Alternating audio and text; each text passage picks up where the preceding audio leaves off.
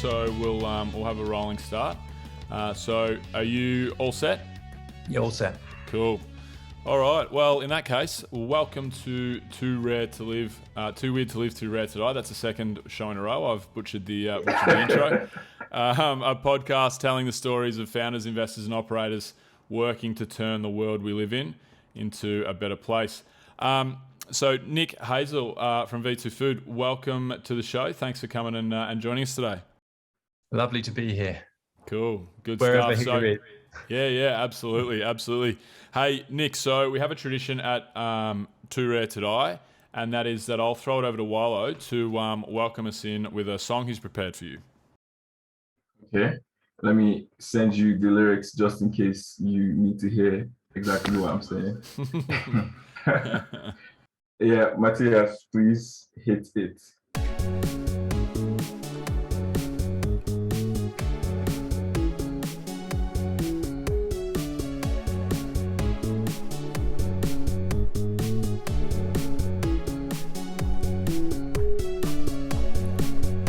Wishing on a star to fall, see me running straight through a wall. Wishing on a star to fall, getting me with only plants involved. See me doing the impossible, baby. See me doing the impossible, baby. See me doing the impossible, baby. See me doing the impossible, baby.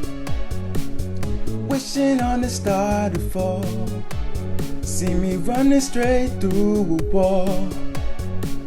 Wishing on a star to fall, getting me with only plants involved. See me doing the impossible, baby. See me doing the impossible, baby. See me doing the impossible, baby. See me doing the impossible, baby. Yeah, that was it. Wow. There was no fade there, Matthias. Just cut Wallo off and bang. A very violent ending. Very violent ending. Good work, Wallo. Good stuff. Nick, is that the first time you've been serenaded on a podcast or at an event? Funnily enough, it is. Yeah. I mean, I if it wasn't for COVID, I do sing. I actually sing in the Philharmonic choir in the Opera House as a tenor. But the season's been disrupted. But I would never be able to do what you just did, Wallace. Wow, that's amazing. Next time we'll do a duet. We'll do a duet. Yeah, maybe. A remote duet. Good stuff. Hey, Nick. Look. Really appreciate you coming on the show. The future of food, I guess. I'm not sure if that's what you would call the industry you're in, but it's the whole idea is quite fascinating to me and keen to dive in. Before we do, tell us a little bit about yourself, background, where are you from, who is Nick Hazell?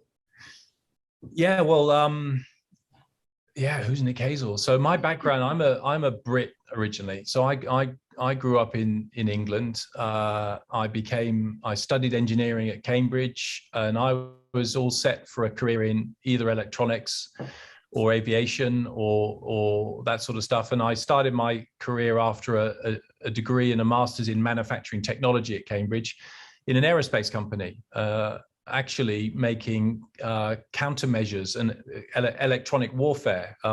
It's quite secret stuff. It's now 30 years on, so I can't really tell you the details, but I thought technically that was great because I'm an absolute technical nerd. I was doing some really interesting stuff, but then I was actually asked by Mars in the UK to go into a production management at their big factory in Slough. So I became a manufacturing manager making chocolate. So Bounty, Maltesers, and Galaxy was my responsibility.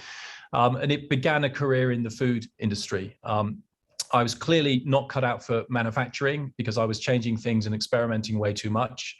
We did some really cool stuff with Maltesers and with Bounty. I moved careers and moved into from manufacturing engineering, building a food factory to R&D. And I spent 20 years basically doing big R&D jobs for food multinationals. So that includes Mars, came to Australia via Holland, was R&D director for Master Foods in Australia, and R&D director for PepsiCo in Australia. So always around food, product innovation, trying to figure out what the right thing to do is actually with food, and understanding why do people buy food? How do you make things taste absolutely delicious?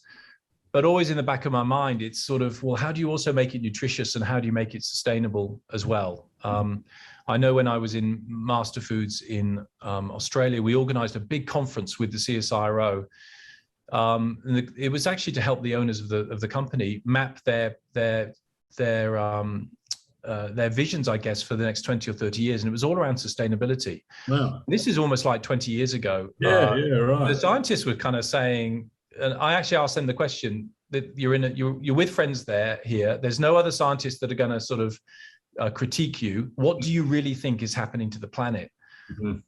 And obviously we got the full picture from the scientists saying, what do they really think? What are they telling their families about what's happening? And it was so terrifying.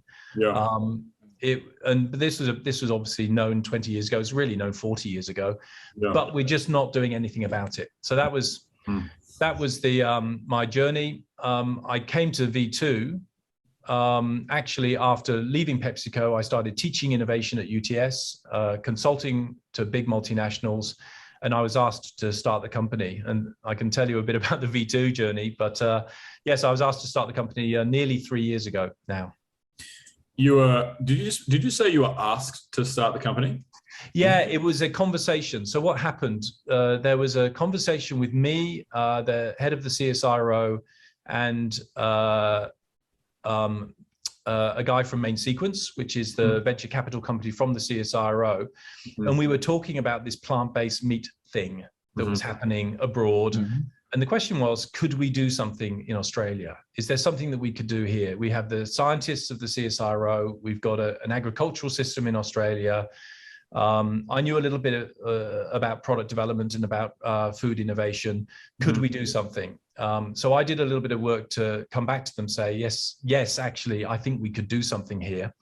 And then we formed a company to do it. So it wasn't me on my own in the lab playing around. No, it was me right from the start, figuring out how do we create a company that could actually do something meaningful in a really short space of time in this space.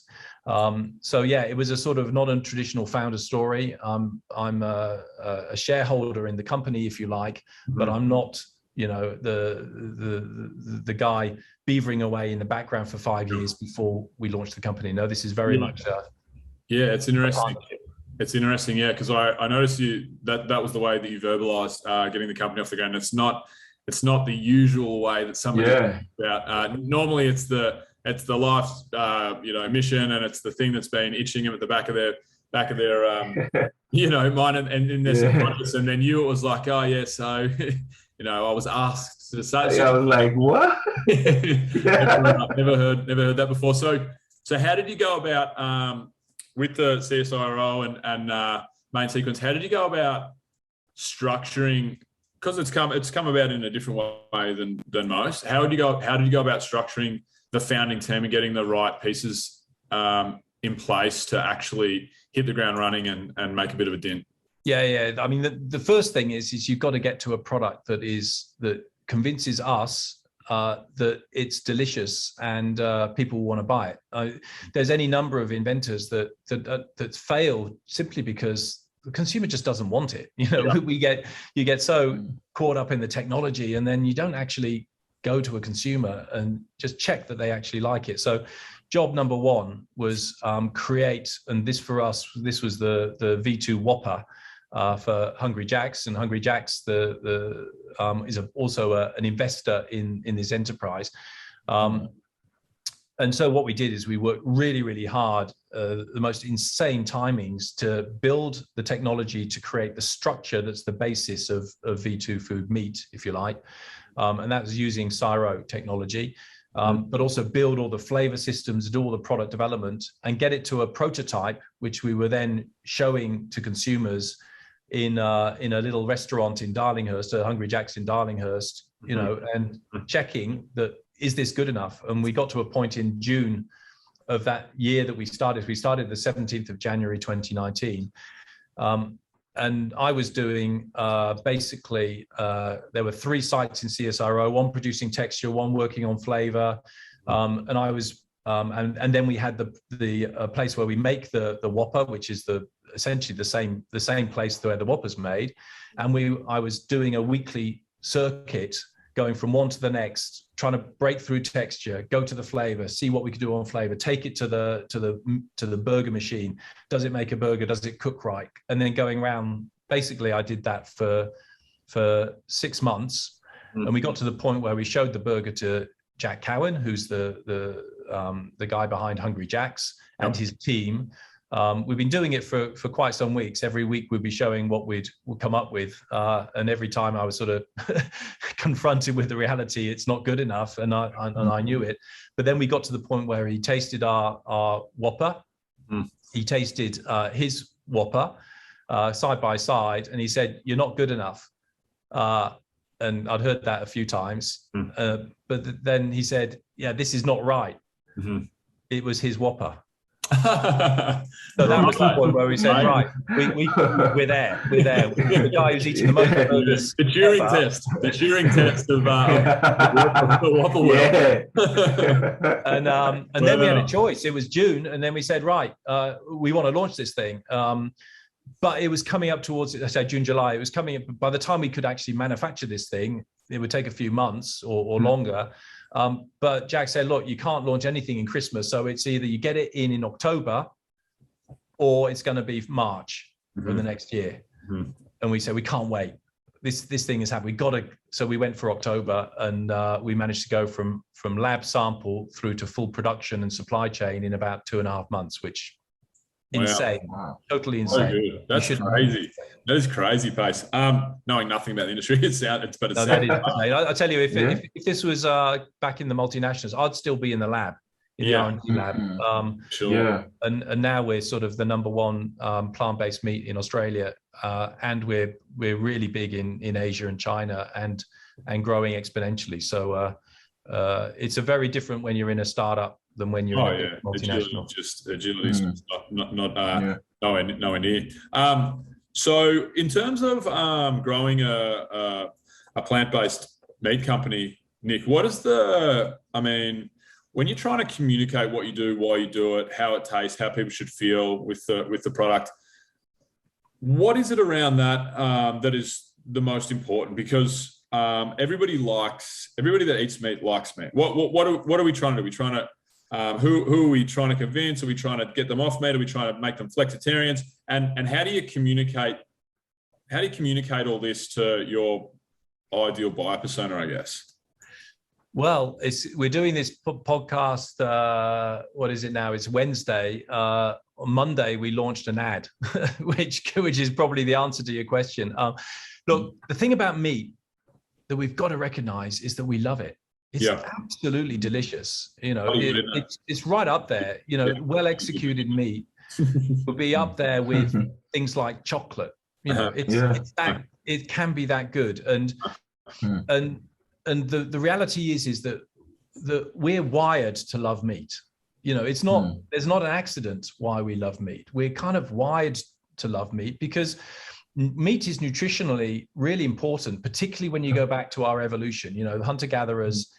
We would be looking for certain nutrition, which would be really difficult to get from foraging and from plants. So there would be an incentive for us to do something really dangerous, which would be kill an animal or something.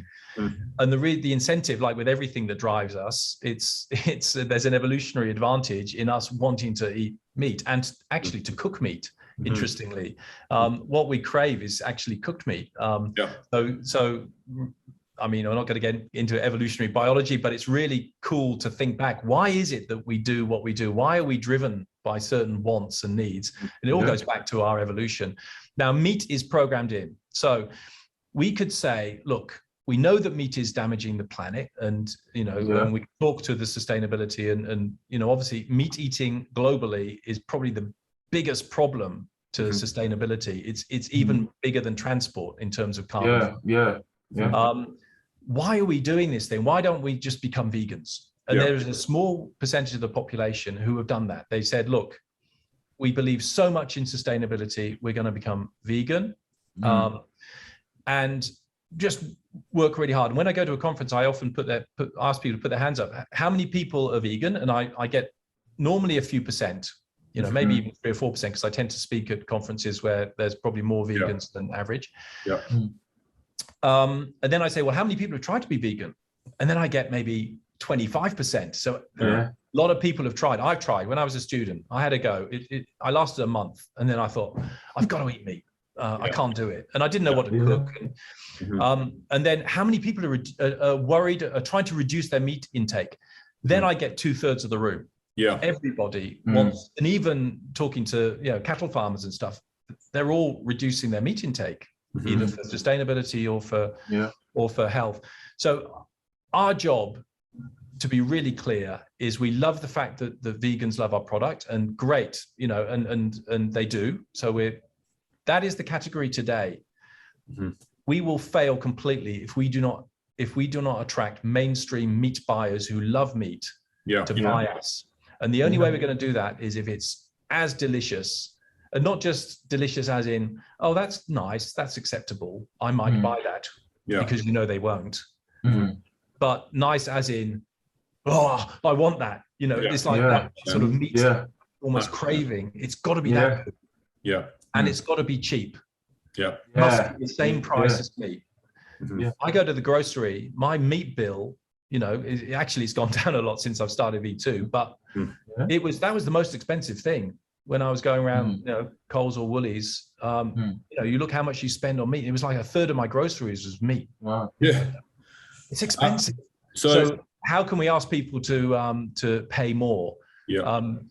And so we're not about rich vegans, though we're really happy vegans, and we are a vegan product, but it's much bigger than that. We've got to get people who love meat to buy us. And if they do that, then it's going to make an enormous contribution to the planet. I totally agree.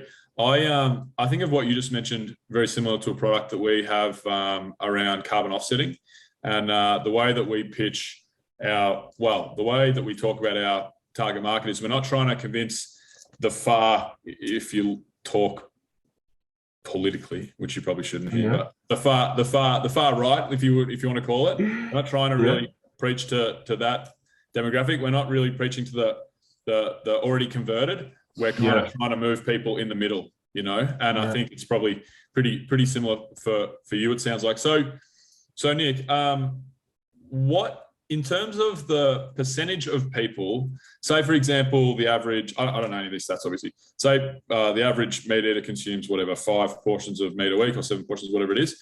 What is the goal? What are we aiming for to actually make a reasonable impact in sustainability? What do we need to do? How flexitarian and flexitarian do people need to be?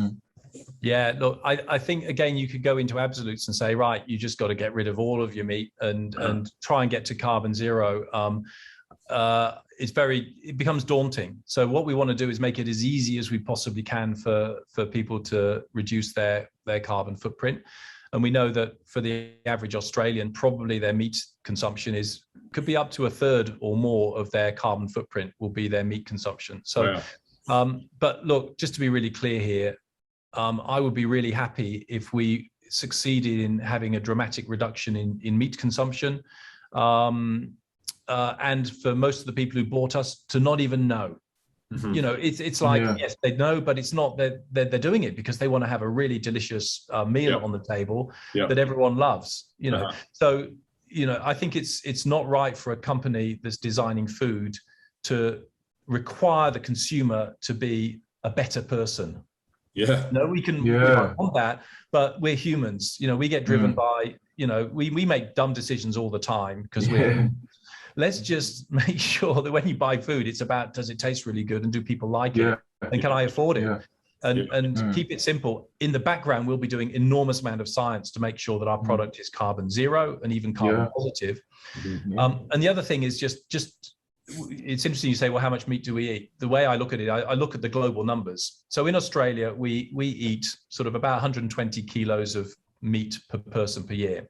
Yep. The global average for meat eating is about 45, I think, kilos per person per year. And then in developing countries, for example, it'll be sub 10, so 10 kilos of meat per person per year.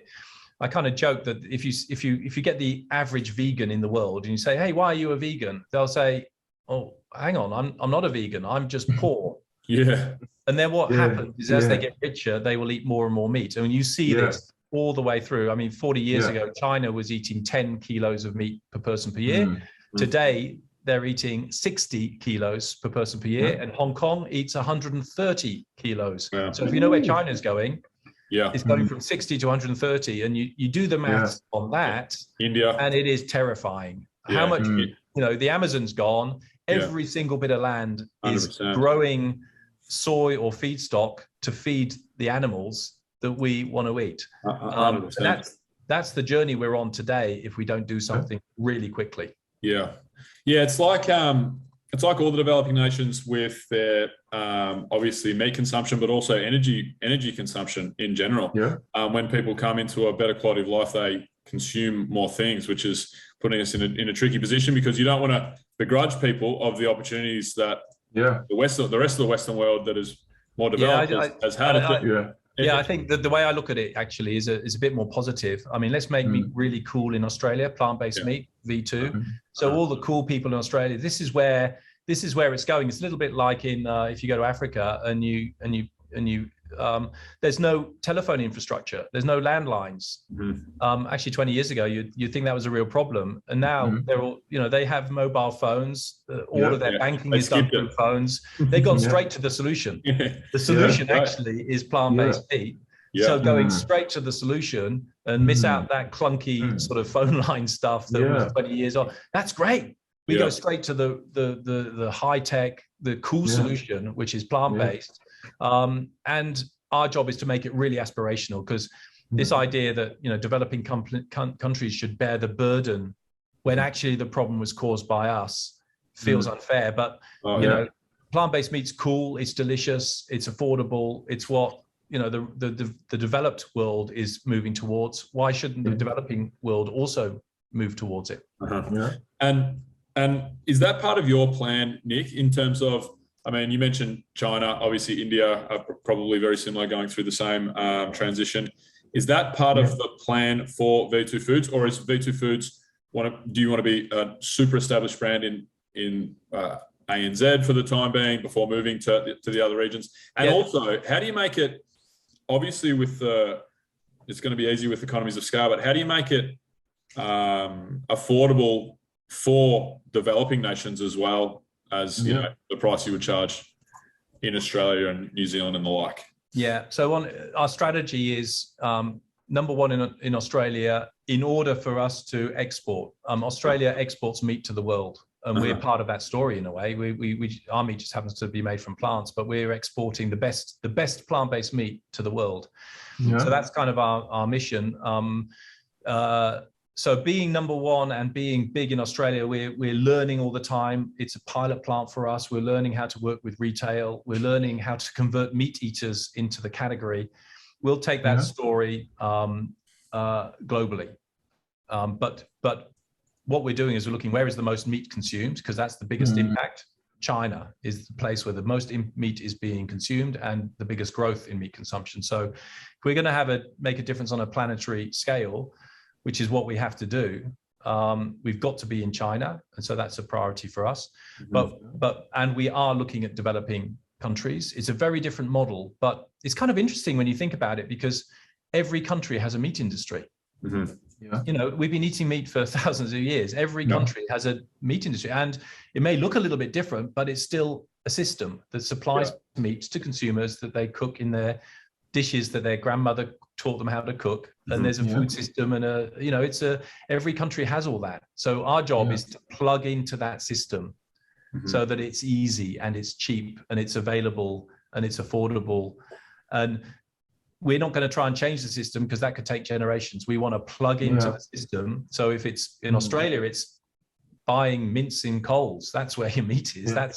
So plug into that system, or a burger at Hungry Jack's. In China, it's making sure that our pork gets into a steam bun that you order on your WeChat and it gets delivered. You know, that's the food system in China. So, well, it isn't beef, it's pork. It goes into a steam bun. So we need to work with a steam bun manufacturer. Yeah. We're looking where the meat is being consumed, and we want to fit in with that system. And we think that we can do it in developed markets, intermediate and developing markets. We think that we have a role to play in all of them. And let's face it, they're all consuming a huge amount of meat and increasing meat consumption. So we need to be everywhere. Like plant-based meats are kind of like a cultural shift thing, you know, basically trying to change how everybody sees like how we should pursue sustainability, because right now it's not exactly the way we're doing things is not exactly the best. So like what has been, I would say, your biggest set of challenges, you know, trying to get people to accept this culture shift, you know, like, because, you know, there are many factors at play, you know, so what have been your biggest challenges? I think, look, the reality is that plant-based meat has been around for a while. Most of the time it hasn't tasted very good. It really hasn't. And actually we have a little bit of a struggle, because we're trying to say, because there are people who actually reject the category. They say, oh, I tasted a veggie burger 2 years ago. It wasn't very good, so I don't do plant-based meat. And we're saying, well, have you tasted us? You know, so getting people to try it again. And then it's on us to make sure that our product is just absolutely delicious, that you buy us, you cook us, and you go, well, why would I eat meat? This is better. And actually, we do have some data to say that we are actually in some dishes, we're better than beef or better than pork. And actually, there's no limit to how delicious we could be, apart from our cleverness in designing a product that's better. A cow can't change its genes. It really isn't going to taste very much different tomorrow than it did yesterday. It's pretty much fixed, but we can get better and better. And you know, I've got 38 projects that I'm running in parallel. I mean, there's a lot on flavor and how do we get everything to work perfectly. A lot on sustainability, a lot on nutrition, but huge amount of technical effort going into making our product better and better. And what's coming out now in, you know, I'm in our factory in Wodonga at the moment. I was tasting stuff yesterday. What's coming through now is even better than what we've got now in the supermarkets. But what we've got in the supermarkets, like version 3, changed it 3 times, you know, and getting better and better. And this will never stop. It's a big journey. Hey, Nick, that's so interesting. I've always wondered, I understand how software works a little bit, not a whole lot, if I'm honest. Don't tell any of our customers, but you know, I understand how most startups that people talk about, most of the startups in the headlines that have raised large capital, most of the startups in the Financial Review in Australia, and so on and so forth, are software startups. And like I mentioned, I understand how product is developed in software. How is product developed in a deep tech, I guess, would you call it hardware startup like yourselves? I don't know if you call it hardware. But what does the product development team and like structure look like at V2? Oh, wow. There's a bit of art and a lot of science. We still work with chefs. Chefs have developed a whole set of tools and experiences, because actually to characterize flavor is, you can do it, and we've done it, and there's you know, you can use just a total science approach, but actually you've got to taste it and experience it, because there's a lot of things going on with meat, you know. It's so complex, and so it's a mixture of art and science. We're understanding what are the constraints. So why is our product maybe not the right texture? So is it chewy enough or whatever? Then understanding it, and then coming up with technical unlocks to make sure that our product is as chewy as meat, but not too chewy, because you don't want your meat to be too gristly, you know. So it's sort of so there's a mix of art and science in there. What's interesting about software, and you've nailed something there, Bill, about why do people invest in software? One of the reasons people like software as an investment venture capital, is because it's scalable. Once you've, on one computer, for you to get to 1 million computers, it's just you press a button and you're there. So for us in food, it's all about there's factories, there's stainless steel, there's supply chains, there's trucks, there's all of that has to be put in place. So to scale as quickly as you can with software, you've got to really think about what your business is and how do you scale. And V2 has been, right from the very start, I was thinking, well, how would we create something that we could scale globally insanely quickly? Because as you know, we haven't got many years to play with here. If we're not really big within 5 years, it's kind of too late.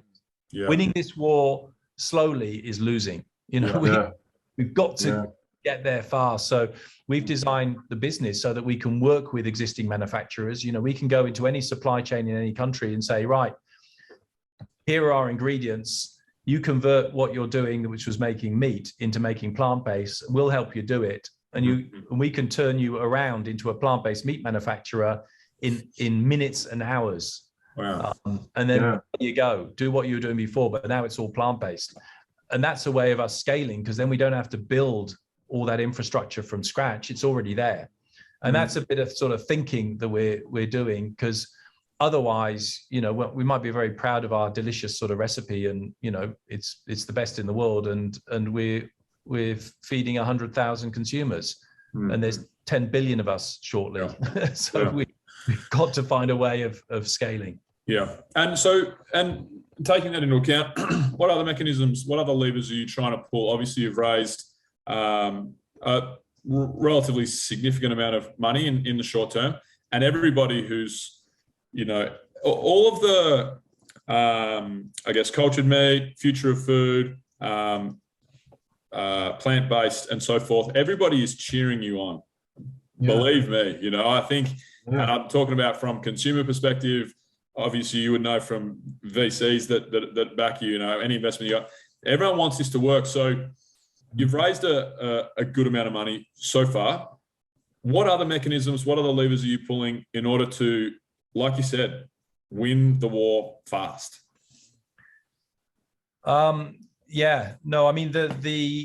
You're right. There is an enormous thirst for this. There's a lot of money out there that's looking for companies that can actually deliver something sustainable at scale. And to be honest, if you're in a business which doesn't have a clear direction towards sustainability, you will not be able to raise money. We're seeing that now. Obvious, really. Why would anyone invest in something which is clearly not going to be the future?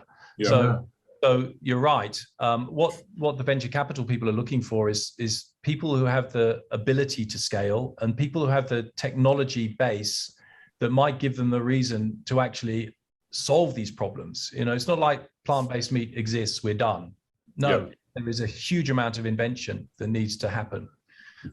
The other bit is about sustainability. We're pretty good. Behind me on the screenshot behind us, that's our LCA, so our life cycle assessment of our product today. We're sort of 2.5 kilos of carbon per kilo of meat. Is that good? Is that bad? Well, it's probably about 20 to 30 times better than meat. So pretty good start. But we're a food company. We're taking agricultural products through a supply chain and giving it to people. We should be carbon negative. We're growing crops. We're looking after the soil, and actually the sequestration of carbon, getting carbon back to where it was before we dug it up and started burning, is really important. And agriculture is the single biggest lever that we've got to sequester carbon. So we are really active in trying to seed that development, work with other startups, figure out how can we get, 2 tons, 3 tons, 5 tons of carbon per season back into the soil. Because Australia, we got a lot of cropping here. If we get some carbon back into the soil, we could be part of the solution. At the moment, we're probably one of the bigger parts of the problem. We can actually be part of the solution. And that's very much where venture capital are looking. They're looking for those companies that they bet on that could be part of the solution. And so for us, it's totally our mission anyway. But that does make it very attractive for venture capital. Yeah. So technology and actually a credible route forward to being a truly sustainable company. Yeah. It's funny. So the last 3 years, I would say, in my opinion, it seems to me, and I'm keen to hear your thoughts here. It seems to me that in the venture capital world, there used to be venture capital, regular venture capital, and then venture capital for impact investment. Yeah. And now I believe they are one, which is great because, I like the old saying of you get paid in relation to the size of the problem that you're solving. And it's just been, I really think it happened with the climate report, the climate report, IPCC, the recent IPCC. Yeah. Even since then, which was only a matter of months ago, it just seems like, especially in the VC investment startup space, it seems that the afterburners have finally been turned on, which is awesome, and there's no longer impact investment and investment. It's just investment. Yeah. And, I see, there's going to be continual demand for people like V2 and so forth, and investors kind of knocking the doors down. What do you think? I actually said I would ask your opinion, and I nearly jumped in with another question there. Any thoughts on that, Nick? No, I think you're right. You're right. I don't think there's any very few VC firms are ignoring sustainability, and more pension funds and others are reaching into this space. They're taking on riskier investments, but they are interested in companies that might actually be part of the solution.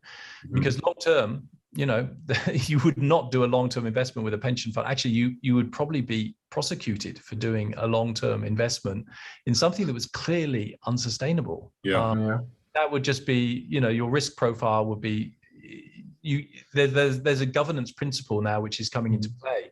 So absolutely right. And that will spur more creativity and more invention. And we will be part of an ecosystem. And we want this also to be strong in Australia. I mean, we're Australian.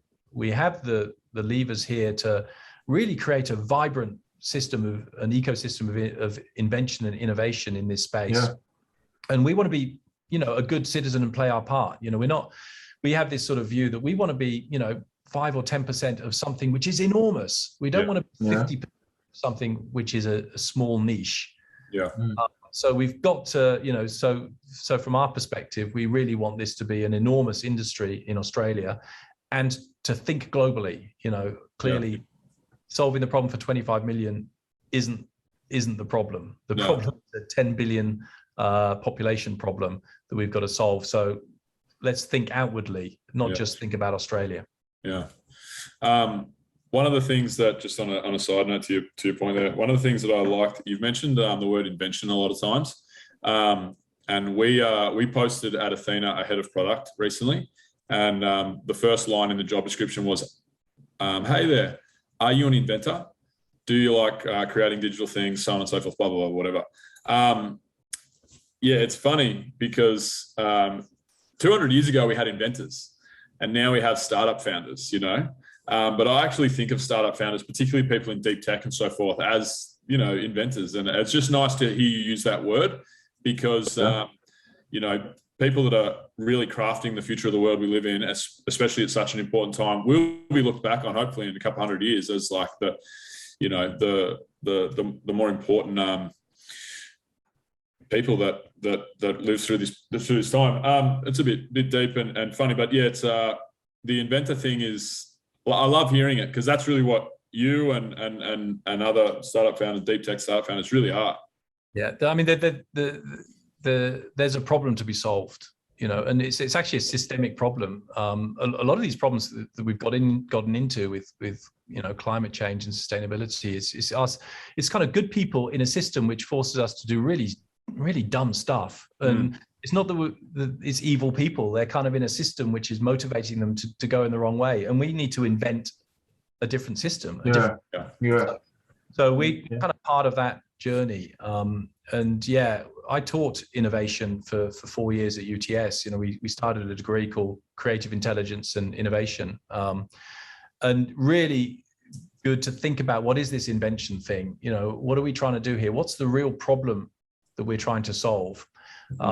And you're right, there's no way that the thinking of yesterday is going to work to solve the problems of tomorrow. So we have to invent something new. To me, my journey, that's what I do. I'm infinitely distractible, infinitely curious.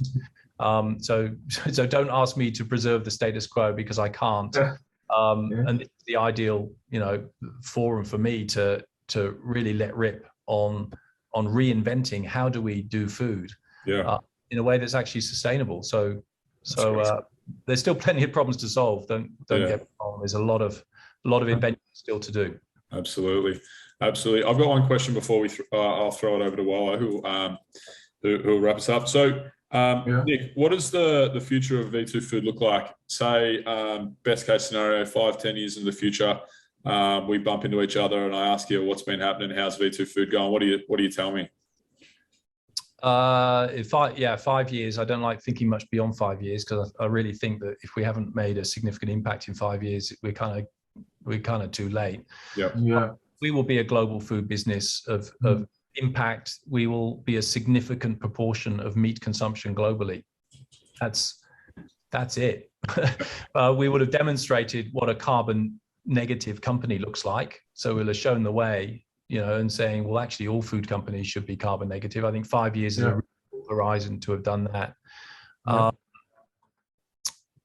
And I reckon that's it. I mean, I do think that we should have, and we would want to be present not only in just developed markets in Australia, but in developing and new markets as well. And the V2 proposition is relevant, and people want it in all markets, and they see that that's so. To be everywhere at scale all within 5 years is a pretty big ask. But our ambitions are really unreasonable. What we want to do is way more than rationally you would think. But I mean, we had that right from the start, and we've gone from nothing to being one of the biggest in a time frame which is unusual, to say the least. I don't want to limit our ambition. That's what's kind of nice in being a mission driven business, is like, look at what has to be done, and you just say, well, we got to find a way. It's Awesome. just not ever been done before. Doesn't mean that it's not impossible. We're not breaking any laws of physics here. 100%. Totally agree. No, that's good. That's a pretty strong answer. Wallo, over to you to wrap us up. Okay. Nick, so the audience would like to know what is your favorite book, like, ever, of all time? Oh, I'm gonna have to go for a couple of them. I love things like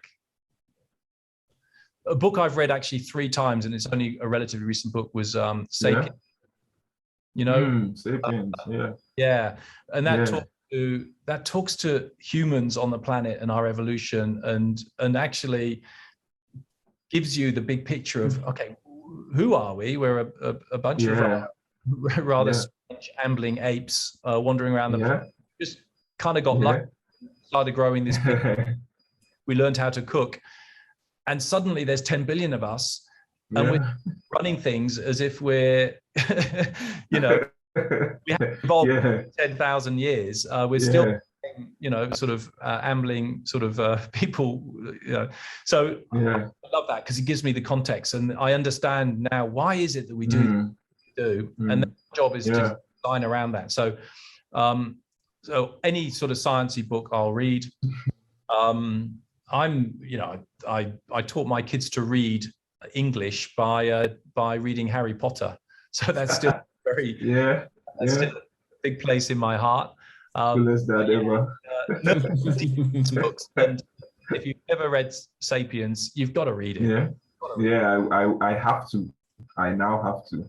You've made me think about it. I forgot about it for like a year, and I can't believe that. It's a beautiful book. I will. There's a really good coffee table version. I've got the coffee table version as well. I've read it, Nick, and I've got the coffee table version. It's a graphic novel version. It's really good. It's really fun and interesting. Yeah. my next question is, what is one tool that you can't live without for anything, you know? One tool. Yeah. Is Yeah. blind. It's funny. No. You hear all the stories about people losing their glasses. I've never lost my glasses because I